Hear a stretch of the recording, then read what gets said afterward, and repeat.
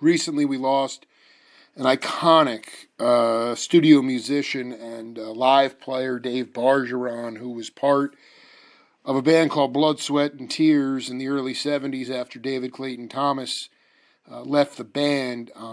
It remains in this journalist's mind one of the most fiery, on the edge groups that I've ever heard. And for so long, I have been trying to track down my guest because his playing on that album is so subtle and yet so ridiculously nasty.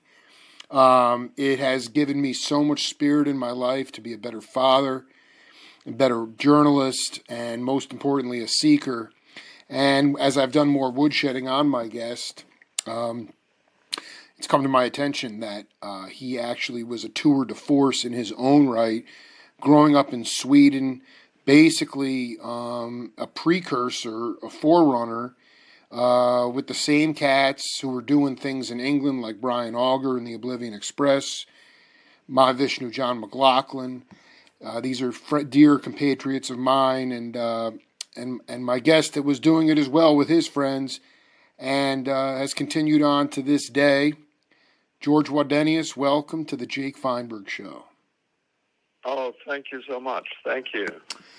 You know, I just have to start by asking you about if you could just, the floor is yours. We just lost her. I wanted you to talk about the impact, the meaning that Roberta Flack had on your career.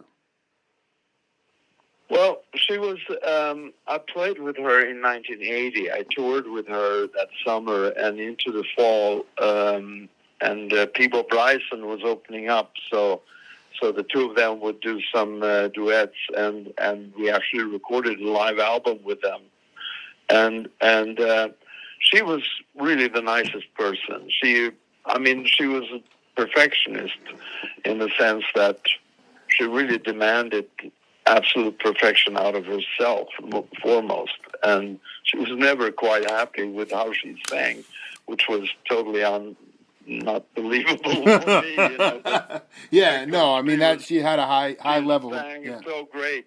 Oh yeah, so great. And the reason why I stopped playing with her really was that my wife was expecting a baby in October that year, and she was doing an Australian tour for 3-4 weeks, and I just couldn't join her for that, you know, and then but what happened as a result of me working with her, by the way, Marcus Miller was playing bass and Buddy Williams was playing drums, and Luther Vandross was singing backgrounds, right? So Luther decided to make a couple of demos of some songs that he had with Marcus' help. He had written them, and so we went into the studio with the same rhythm section almost, but Nat Adderley Jr. on piano instead of Barry Miles, and that's when we recorded Never Too Much, you know,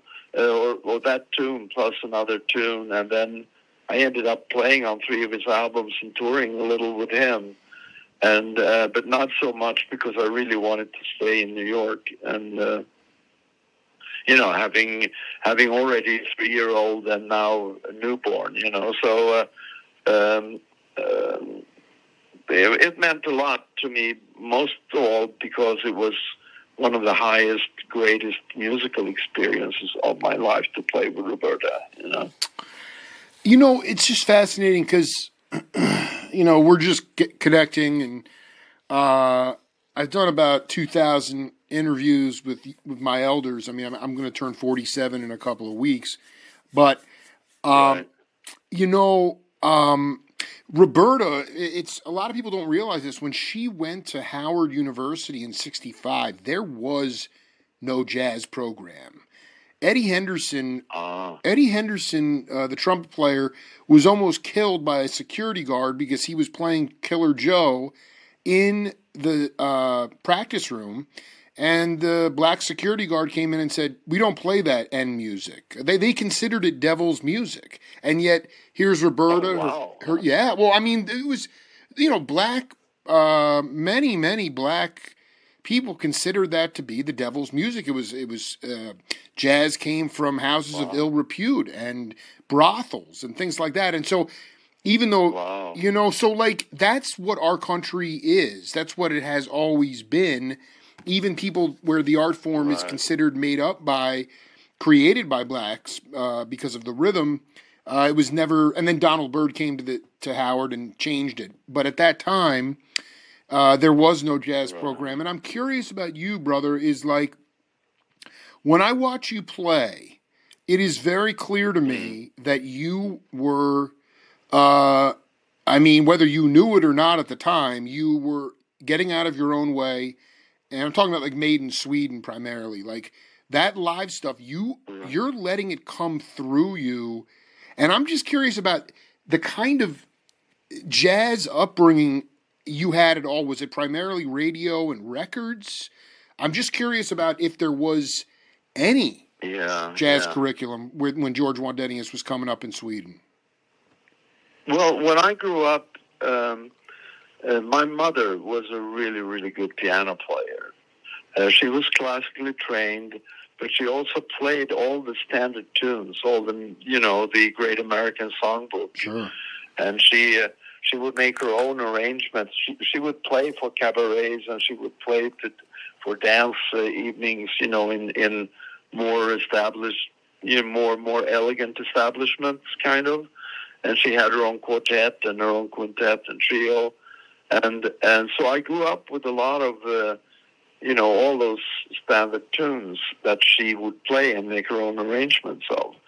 And then, of course, her record collection was, Bill Evans,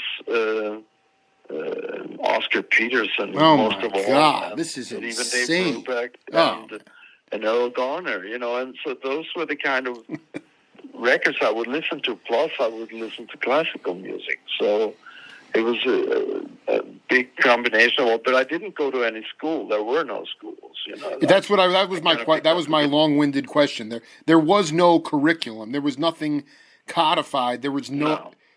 What did jazz mean to you at that time? Was it just a feel, pulse, dynamics, tension, release? Like, was it more adjectives than, or was it the American Songbook to you at that time? Well, it's hard to tell, but because I kind of, as long as I can remember, I always walked around singing melodies and making up tunes in my head, and so jazz was kind of like a pretty natural way to go with these great improvisers at the time, that I would listen to. Miles, of course, but one of my real favorites, and one of a band that came to Sweden and played in the concert hall in Stockholm every year, sometimes twice a year, was Cannibal Adderley. Wow. And I just loved that stuff. That was just amazing, And Oscar came sometimes with Ella, but with Ray Brown on bass and Ed Thigpen, and it was unbelievable. I would be sitting in the cheapest seat way up under the roof, but really suck it all in. It was just amazing.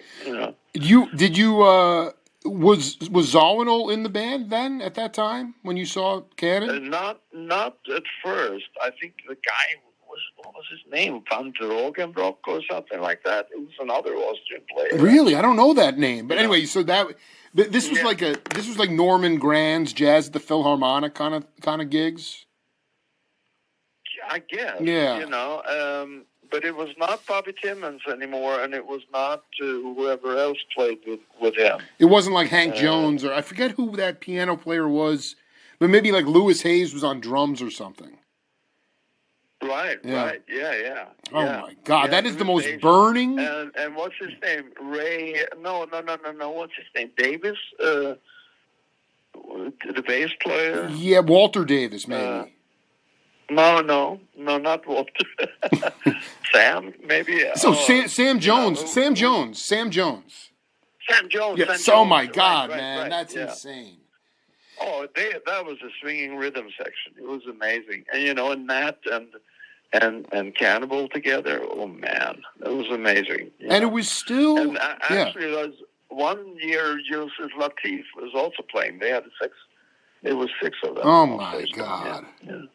So your mom was like, I mean, she was playing sort of higher end cabaret, not ballrooms, but was she actually playing with smaller ensembles or sort of in trio forms and ultimately, like, I remember in one of my interviews with Steve Gadd, he talked about this album that he couldn't stop listening to, which was it was Stan Getz, Oscar Peterson, Ray Brown, and Herb Ellis. No drums. So it was a drummerless quartet.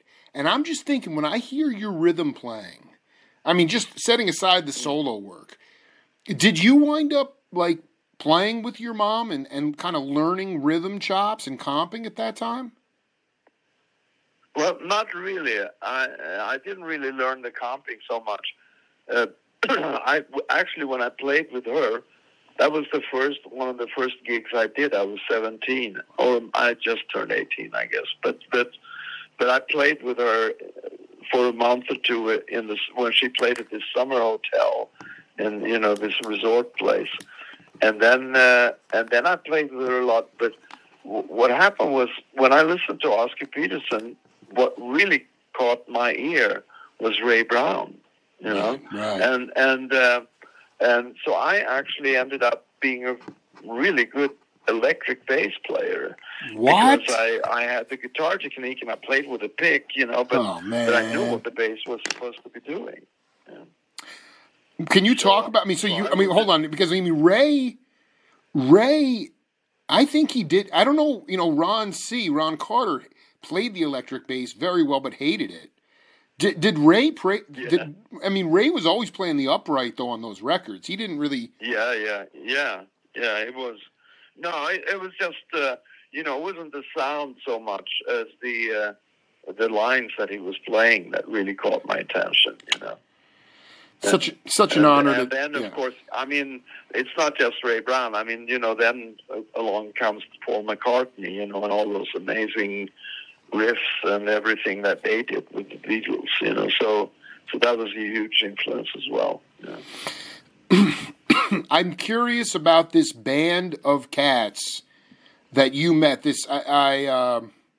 drummer who was the race car driver, Bud, I think I forget his full name, but he. Oh, Borjud, yeah. Yeah, dude, this is where I have to tell you, man, this is such an honor.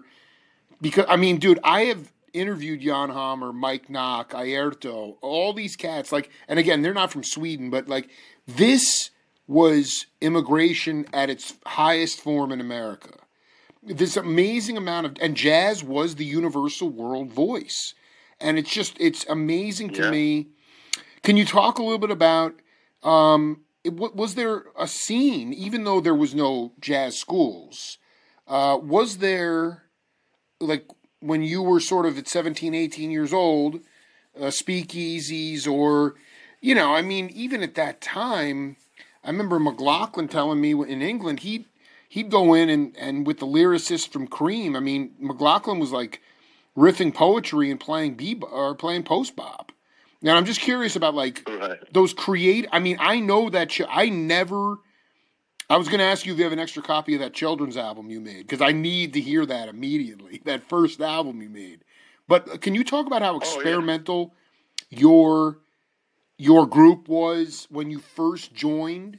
Because everybody was, whether it was the psychedelics or the Beatles or the freedom of music and the jazz, it was all happening in that beautiful city. Yeah, it was, but it was it wasn't music. The music scene was so different from what it is last year. You didn't plan really what you were going to do. You just kind of. I came from more of a jazz background, and the bass player and the drummer in that band came from a blues rock background, and so I needed a band because I was writing music for a theater play. and we're in different bands. And I asked them to join me, and then we started experimenting, and it became what that band was, you know. Honestly, man, I think it did that band hit the scene before Mahavishnu Orchestra? That's what I was totally. Oh, yeah. It was, right? I mean, dude, I'm looking. 1968. You got a Rangers jersey on, man. I mean, it's insane what's going on in that band. That's the second edition of the band with different musicians. Okay, so let's go back to the first one.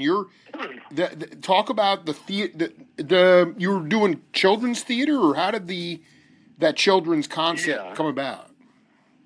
Yeah, it just came about. God knows why, but somebody thought that maybe I could write music for something, and so I got a shot at it, and as a result of that, that band came about, and then we developed in our way, and then some producer at the Swedish radio had these lyrics from a really fairly well known, at the time she was not so well known, but now she's one of the biggest. But they were great little poems that were not really meant to be songs. I mean, they were just poems. And she came to me and said, "Do you think you could write music to this?" You know, and I got so inspired that I wrote 6 tunes almost in a day or two. You know, and that in turn, because I worked a lot as a studio player in Stockholm at the time. I asked my producer that I worked a lot for, "Do you think we could do an album with this?" And he said, "Yeah, write another couple of 6 songs and we'll do it." You know, and so I did. But I think it took me 2-3 months to write those songs. You know, but however, that's how the album came about, and it became like a cult classic. Who knew? I mean, dude, listen, tell me, Sweden. how many copies how many vinyl records made it? I've never seen that record. Did it get to the States ever? I need to hear that. No. Oh my God. It's in Swedish. I know. It doesn't matter, dude. This is the kind of stuff that is just, okay. So let's just get this on the record. You, can you talk about how you got? It's so interesting to hear this. How did you get into the Stockholm studio scene? Well, I started playing electric bass. I was really studying at the time. You know, my parents thought that I was going to be a doctor. You know, right. So I studied medicine for 3 years actually. Wow. But I jokingly, I say I did whatever I could for patients' safety. You know. You became a musical doctor. Yeah. Decided to play music. Yeah. You know. So it was always in me that I just had the bug. You know, I just had to play. You know, I just wanted to play so badly. And so I never really paid that much attention to the studying. I was just kind of going through I hadn't really figured out that maybe I could have a say-so in the matter myself, you know, yet. So then I really just took half a year off from the studying just to get the bug out of my system, I thought, you know, but then in half a year or a little more, I was like in the middle of everything that was happening in Stockholm. I'm playing a lot of electric bass and some guitar on different records, and yeah, I was just all over the place. You know. You would put this about 66, 67-ish kind of range? This is 1968. This is actually the spring of 1968. And before then, I'd been playing in bands. One band was like a Beatles cover type of band. I played in them. They were called the Fuses. In Swedish, it's the Bienen, but the Fuses. And then after that, I joined a band and played with a band that played all the, Sam and Dave, Otis Redding, R&B type of thing, you know. Absolutely, like, man. Proper stuff, you know. And that was incredibly, that was like going to school, you know, just picking out what he was doing on all those records, you know. Um, and after that is when the Made in Sweden kind of came to, and at the same time as I was doing a lot of studio work. Were you? I never, guys that you probably crossed paths with, like Stephen Ferroni, Alex Litcherwood. Yeah. These cats. They were doing the same thing all over Europe. In Italy, they'd be there for 6 weeks at a time. Four sets a night, backing up. Sometimes even like backing up legendary black musicians from the States, like Benny King and people like that. Did you? Oh wow. Did you actually? Was it a primarily regional gigs, or did you actually experience a tour at that time? Well, we toured it, but we toured in Sweden and Scandinavia. We did actually go to England for one little tour in 1969, but it wasn't that easy at the time to come out in Europe from Scandinavia. It was like no Scandinavian bands really. The contacts weren't really there, I think, and I don't know if we were good enough, but whatever. Whereas I think if you were from England, people were kind of looking up to everything that was happening there, So I think it was easier for them to find a European tour than it was for us. And the stuff we played was pretty experimental, pretty not so easily attained, even though there was a lot of audience for those kind of things at the time. I mean, it's okay. So you're playing. I'm fascinated with this too because there was no, at least in the States, there was no efficiency model in the studio. There was no formula as to how to record an album, and I just kind of wanted you to talk a little bit about. I mean, were you primarily early on playing electric bass? Were you primarily hitting at the same time as everybody else? What happens today, obviously, just because of cost and for a variety of other reasons, there's so much overdubbing. There's so much, all these parts that are put together. It just doesn't sound. It doesn't sound real. And I remember talking to McClure and Bargeron about these. You had RCA and you were there for 2 weeks, and it was pretty debaucherous, and you get warmed up, right. But I mean, you had a lot of time. I mean, you get the horns ready, and then whatever would come together. But the humanity was there. Could you talk a little bit about the early studio? Were you doing like commercials, and ultimately, like, was it about everybody being in the same room at the same time? Well, it was. I mean, we didn't know how to do it any other way. I mean, you probably had a drum booth or something like that, so that the drums were not leaking into every other microphone in the room. And I think, but we had guitar amps out in the room, and we had the keyboards in the room, and bass amps and whatever. So there was a lot of leakage, and but it wasn't. I guess you could get a much better drum sound by itself by having it isolated more, and when I first started, we recorded on 4-channel. They were 4 channels on the tape recorder, and the thing that was nice about those days, even though it was kind of pretty freaky too, was that if you made a mistake, everybody had to play the damn thing again. I did. Yeah. So everybody was really focused. Incredibly focused. You really totally zero in on it in a way that I don't think.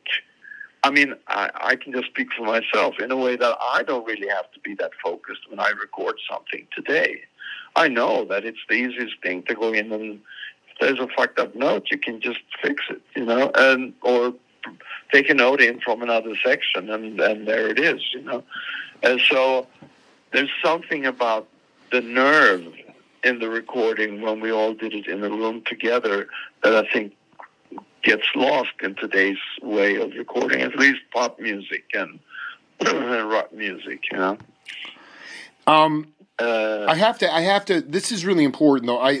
There's no maybe, but I have to believe in '67, '68. Maybe there were some baffles between you and the drummer, but I don't think drum booths really were on the scene then. I mean, what I want you to talk to the audience about, because a lot of people don't understand this, and I am not a musician and I'm not an engineer, but you go back and listen to seminal jazz records. You listen to some of David Crosby's records from Wally Heider Studios. Oh yeah. Okay, so we're talking about something called good leakage. Okay, what happens is, you know this better than anybody. When you have a room sound, that's when the spirit can take over the music, and that's when you get absolutely transcendent studio music. And I just wanted you to talk about this idea of today, they mic the entire drum kit. And so it's all compressed, it's all closed mic'd, and you get nothing of the room. And yet, that was the essence of Chess Records. That was the essence of Wally Heider. Mm-hmm. And I just wanted you to talk about just your own opinion about good leakage or the room sound, because that's where the spirit can get a hold of people, at least listeners. Yeah, well, I think, you know, they try to recreate the room or the room sound or the with various plugins, you know, and stuff, you know, reverbs and reflections and whatever have you. And you know, some people are probably really good at doing that, but it was something about being in a room and recording that I don't know. We just didn't think about it, you know. That was just the way you had to do it, and I don't know exactly when the drum rooms came, but it must have been sometime around that time, you know. And before then, we had baffles between the different things, you know. I remember talking to David Spinoza, and on Right Place, Wrong Time, the Dr. John tune, he overbent a string and basically hit a clam and a Reef Mardine, and Dr. John were like, nope, it's perfect. That's just the way it's going to be. And that became a hit song. And Louis Shelton also, as a guitarist, hit a clam on Last Train to Clarksville with the Monkees, and that became a hit song. Right. And I want George Wadenius to, because here's the bottom line. You talk about having to redo it again, and that's true. But I do. Was there ever a song or something that stands out to you in your career where you did hit a clam, but because the feel of the tune was so good, that was the take that was kept, and it turned into a seminal tune? That's the other part of modern recording today, is that cats will spend 6 months, you know, working on, and you know, they intellectualize and squeeze all the soul out of the music. And back in your day, I mean, you know, Larry Willis might hit something that would be considered wrong, but you'd put a chord on it. Everyone put a chord on it, and that made it beautiful. I mean, I just want you to talk about any memories of you saying, that wasn't great, let me do that again. They said, no, we're going to keep it. And it turned into a great tune. Right. Well, there are, I mean, I'm, you know, there are numerous examples, not that they turn into such huge hits, you know, but you know, where you make a little mistake or something, you know. There is one, it's a little hard to detect, but I can hear it like it's loud as hell. And it's actually in the intro of Never Too Much, you know, the Luther song, you know. Wow. Where do you remember what that part is like? I know the tune, but I'm going to have to go back. I mean, you're your hardest critic. Yeah. Ultimately, though, I'm curious, were you persuaded to, I think that was the point, was like Spinoza was like, let me do it again. They said no. And then the next 3 weeks later, he gets in a cab, and the taxi cab driver's like, this is my new favorite tune. Right. You know, it's just, I mean, like, that was the point, is that it was the feel. And it was definitely the feel, you know.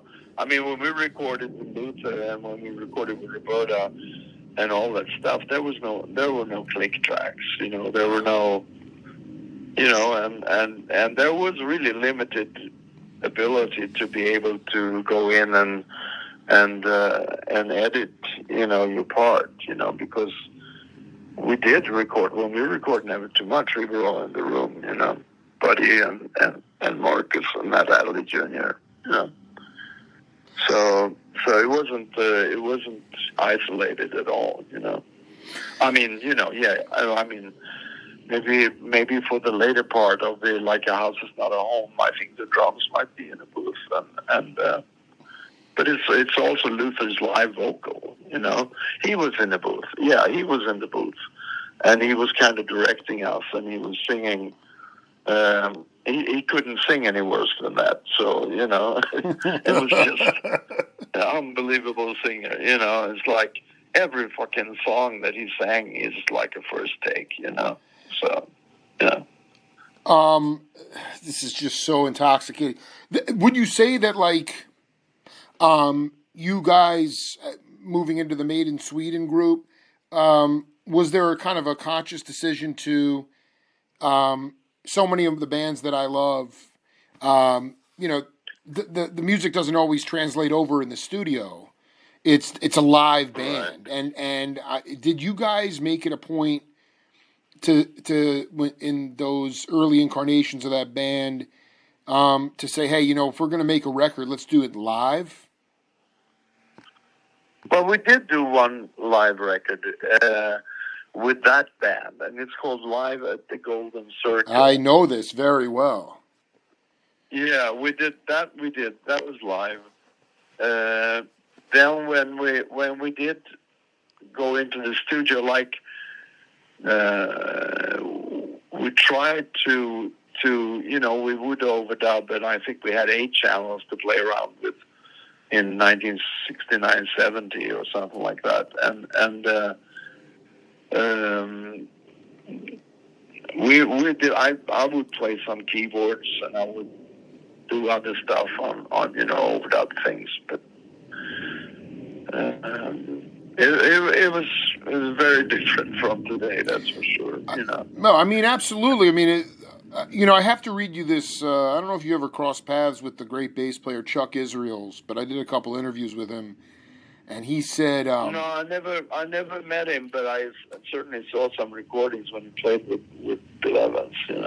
Well, this was what kind of caught my heart the other day. This is what he told me. He said, Monica Zetterlund was a lovely, lovely person and a live wire as an actress. Oh, that's right. Yeah. Well, I want to just read this to you. You're going to like this. This is the only, because Stan Getz, who I was hired to do about 4 dozen interviews for a documentary that sadly I don't think will ever come out. He lived in Copenhagen, but this is the one Swedish excerpt that I have. Israel said, Monica Zetterlund was a lovely, lovely person and a live wire as an actress, singer, and person. We had a great time and stayed at her home when Bill Evans' trio worked for 2 weeks at a club in Sweden called the Golden Circle. She was a cast member of something called the Yellow Dog, which was a review. We'd go see the review, and then those people would come and listen to us night after night. I mean, were you going to the Golden Circle? Because Oh yeah. And did you see? I saw. I didn't see Bill Evans there actually, but I did see Keith Jarrett there, and I saw Charles Lloyd with Keith Jarrett and with Ron McClure actually, and Jack DeJohnette. The Forest Flowers. Yeah. Yeah, and I saw George Benson with Jack McDuff, and I saw Dexter Gordon. It was the happening place in Stockholm as far as going out and listening to jazz music, And then you guys brought that sort of electrified fusion band in, and that was so many of these places were. I remember like early incarnations of Weather Report would play at the Gaslight Theater, which was like a poetry house. This was this merging of acoustic and electric instrumentation. Right. But I mean, And what happened is that the Golden Circle changed owners in 67 or 68, 67, I think, actually. And after that, it wasn't as much of a jazz place anymore. It was more like alternative rock kind of jazz, kind of, you know. It became more less focused on the jazz and more diverse in a sense, you know. And so that's how we kind of fit into that situation, you know. And we had played there before with a band that did the Sam and Dave and Otis Redding stuff too. We used to play there too, already in '67, you know. So how did you? I'm curious about ultimately how you and Monica hooked up, because you did an album with her in like '71. I played on one album with her, yeah, and that was actually because I played after Made in Sweden. I was in a band called Plexus. That's right. And that band was really with a couple named Carl Axel and Monica Dominic, who were classically trained musicians, but they were also really good improvisers. And we wrote about, I mean, it was like, and Slim, the drummer, Borga, he was playing drums with us. So it was more through Monica's contact with Monica Zetterlund that we met up with her, and then we played on her album with that band, and I didn't really know her that well, unfortunately, but I was kind of not very extrovert at the time, you know. I was kind of much more introvert and insecure in a lot of ways, so I did not make friends that easily with people right and left. So you did okay, man. I mean, I think your playing spoke for itself. I mean, your demeanor on stage is like, I saw that group, and I believe you were. It might have been a second iteration of that Dominique group, but that was the most wild. I mean, that was some of the hippest stuff. And I have to ask you, man. I mean,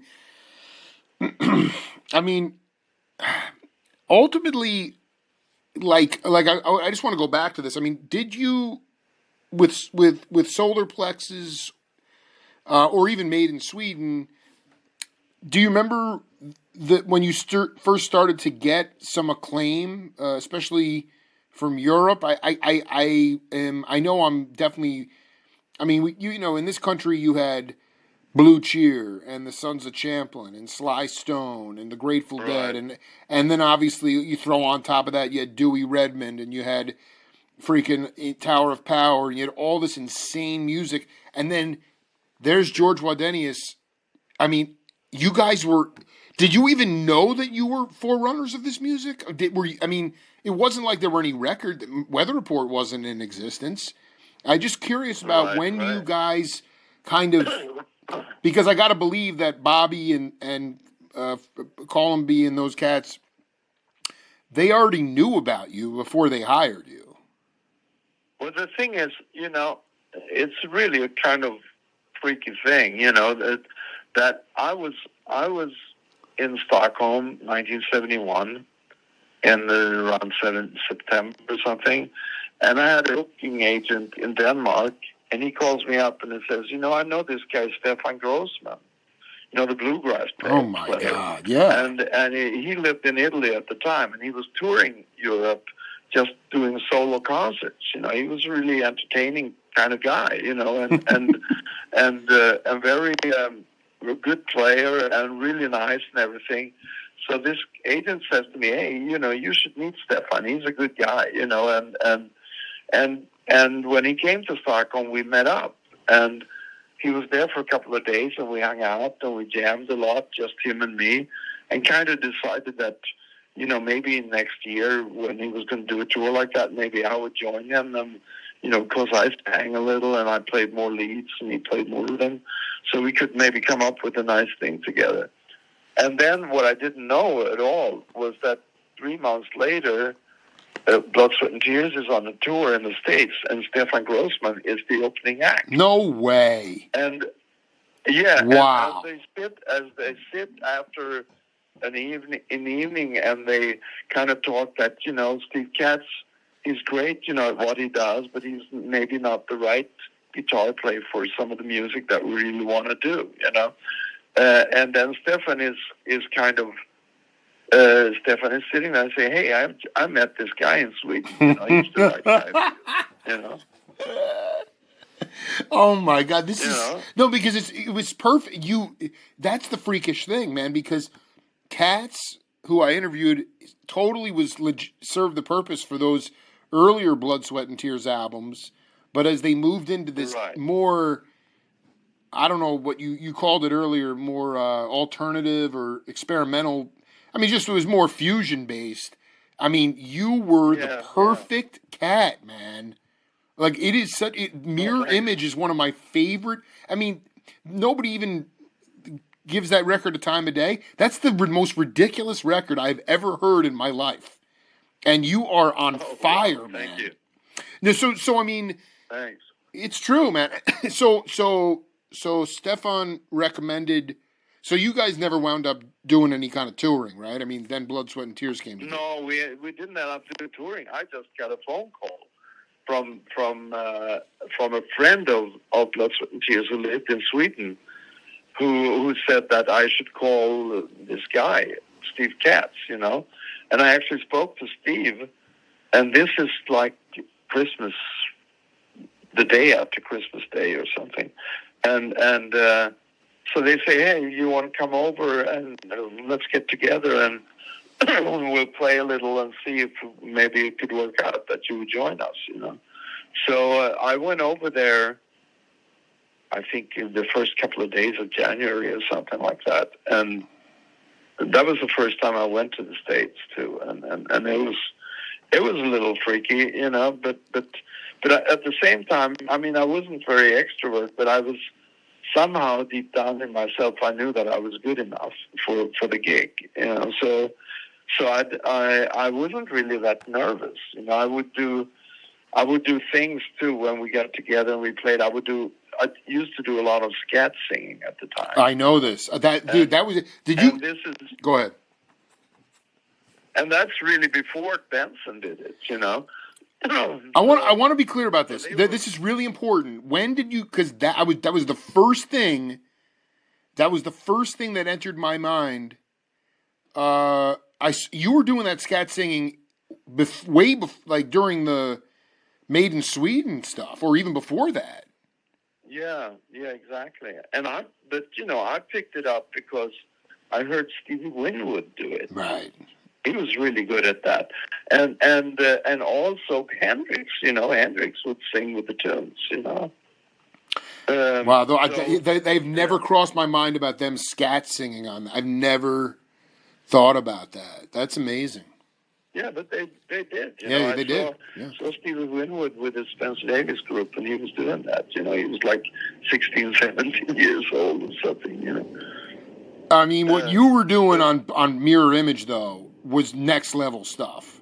That was just the most ridiculous scat singing I've ever heard in my life, and I feel like you were doing it. I feel like you were doing it on like tunes like live with Made in Sweden, like Our Man. Like you were doing some kind. Yeah. It was just. It was very natural. So I mean, talk about that. You show up. Was it with Cats? Was it just like in a loft, or was it a studio? Like that first. No, it was actually at Bobby Columbus' house. Wow. Yeah. By the way, just for the record, I know you know this, but most people don't really realize that Blood, Sweat, and Tears manager was also Thelonious Monk's manager.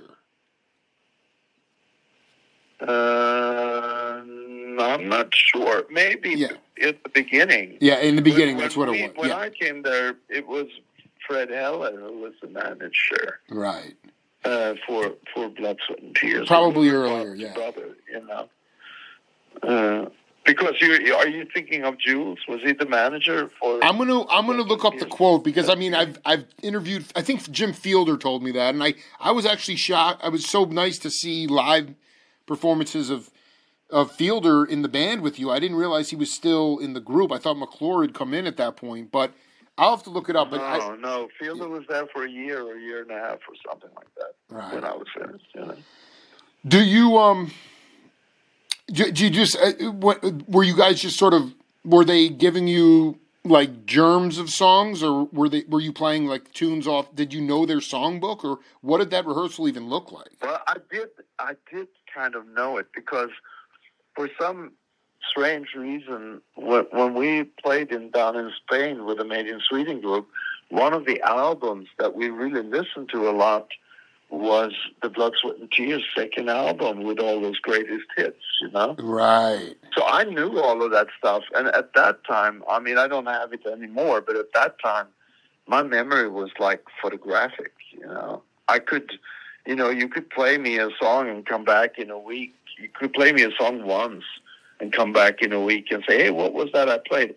And I would know all the parts, So when I came into there, I knew all that stuff, and I knew how to play it. I knew what to play, what they did, and I knew how to play around it too, So.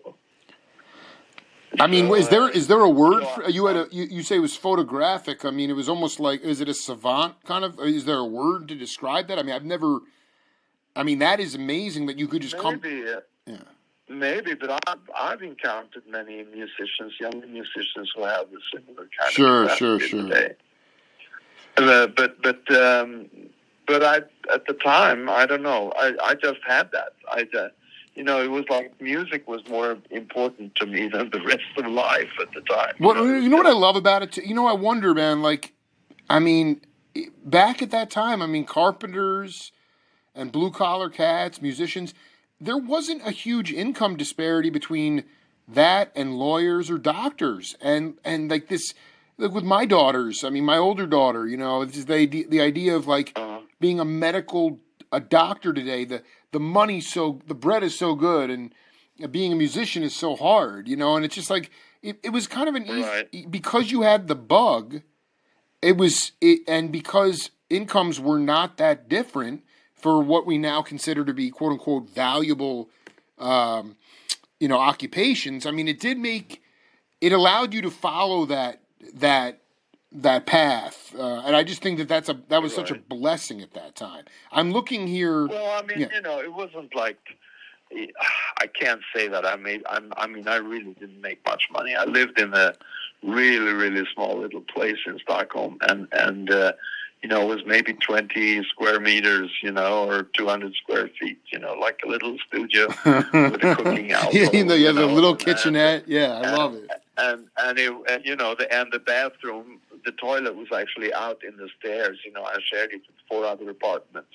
Wow. So that was the life of luxury at that time. And even with Blood, Sweat and Tears, we didn't make that much money. I think probably Columbia and the management made most of the money that we made. But it was, it was obviously an experience that was, for somebody coming from Sweden to be able to tour all over the United States, several times Europe, all around Europe, 3-4 times every summer, and Australia and New Zealand and South America. I mean, the stuff that I got exposed to and got to do was just unbelievable, and I didn't really take it in, but I realized it afterwards that I gained a lot of good experience, and learned a lot about myself also, on the life's journey, or whatever you want to call it. Oh my! I mean, it's so beautiful. I just want to read this from Dave my interview with Bargeron. He said Bobby Colomby's brother Jules was Thelonious Monk's manager. That's what it was. Right. So that was and I'm just curious, do you, even though you were living relatively humbly in Stockholm, did any of the records that you made, Solar Plexus or Made in Sweden, did you get any radio play? Did you ever remember hearing any tunes on the radio? Yeah, absolutely. We'll get radio play, and But there was also some other artists that I recorded with that was all over the radio all the time. So we were not like the big sellers, you know. We were, it was I was like, I'd be buying like dozens. Side of music, you know. So, I'm curious also, was Joe Henderson in Blood, Sweat, and Tears when you joined the band? Yes, he was in Blood, Sweat, and Tears for a couple of months, you know.